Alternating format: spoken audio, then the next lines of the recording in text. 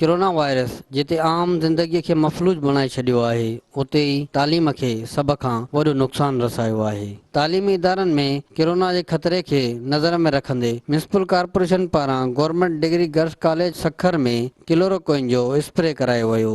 इन मौके ते गर्ल्स डिग्री कॉलेज जी प्रिंसिपल जो चवणु हुयो त असांजा तालीमी इदारा बंद आहिनि।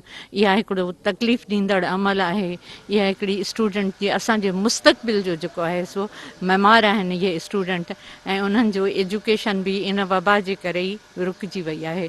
त असां चाहियूं था त इन वबा जे करे जेको कुझु जेतिरो थी सघे असां पंहिंजे कॉलेज जी सफ़ाई सुथराई रखूं। ॿिए पासे म्यूनिसिपल कॉर्पोरेशन जी औरत मेंबर ॻाल्हाईंदे चयो त असांजो कमु आहे त जेकी बि डिपार्टमेंट आहिनि उन्हनि खे असां एंटी कोविड का पाक साफ़ कयूं सफ़ाई जे हवाले सां। तालीम खाते के घुर्जे त तालीमी इदारा खोलण खां अॻु क्लोरोक्विन जो स्प्रे कराइनि त जीअं इन कातिल वबा खां बची सघिजे। क्लोरोक्विन जी स्प्रे सां कोरोना वायरस जे केसनि में घटिताई आणे थी सघिजे। कैमरामैन रज़ा लगारी सां गॾु जावेद गुंजो, सिंध टीवी न्यूज़ सखर।